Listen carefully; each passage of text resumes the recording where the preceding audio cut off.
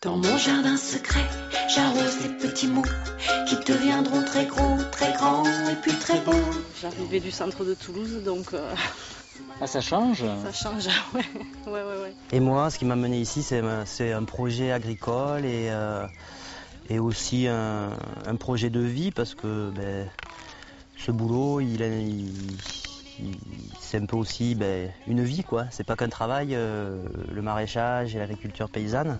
Dans mon jardin secret, j'arrose des petits mots. Un peu plus haut dans les collines, à Trévien, Olivier et Marine se sont installés en maraîchage bio, évidemment, sur 7 hectares. Ils sont là par vocation, sans grands moyens. On a dû faire des petits prés et puis après s'installer doucement et voilà, avec ce qu'on avait, quoi, les moyens qu'on avait. Un vieux tracteur, des vieux outils qui traînent, qui marchent très très bien et que plus personne ne veut. Donc voilà, quoi.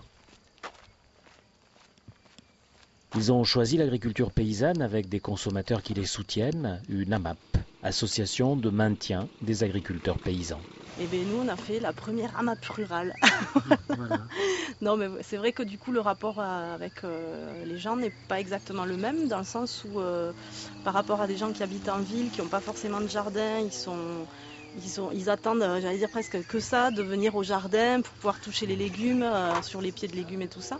Nous, nos clients ont souvent des petits potagers. Donc du coup, ils viennent chercher des conseils par rapport à leurs petits légumes, etc. Donc voilà, c'est sympa aussi, quoi, parce que, enfin voilà, c'est pas exactement pareil, mais voilà, ça se fait aussi, quoi, il n'y a pas de souci. Il y a beaucoup de gens qui prennent aussi un panier d'AMAP en complément en fait, de leur jardin. Ouais. Et on ne prend pas que les gros. Ils préparent les 20 premiers paniers de l'année. Jusqu'à la fin mai, il a fait assez froid dans le Tarn. Ils espèrent en avoir une trentaine dans les jours qui viennent, et puis 50 pour avoir au moins un salaire, minimum évidemment. En début de saison, les paniers sont plus petits, parce qu'au printemps, voilà, il n'y a pas grand-chose. Il y a beaucoup de choses qui ne pèsent pas très lourd, en plus, genre des salades, voilà, les radis, etc. Et après, par contre, en pleine saison, l'idée c'est qu'il y a beaucoup plus de choses, les tomates, les courgettes, les poivrons, aubergines, enfin voilà, les légumes d'été, ce qu'on appelle les légumes ratatouille. Mais le prix ne change pas. Le prix ne change pas, et là ça compense les petits paniers, du coup, voilà. L'idée c'est ça. C'est la seule manière de ne pas jeter des denrées alimentaires, quoi. Voilà. Donc de valoriser les légumes et ce travail-là, quoi. L'idée, c'est d'assurer un revenu constant à l'agriculteur, mais pas seulement. Les protéger, les aider aussi en cas de coup dur. Nous, on adhérait l'an dernier pour la première fois. Donc, c'est effectivement pour nous le but d'avoir des légumes élevés d'une certaine manière.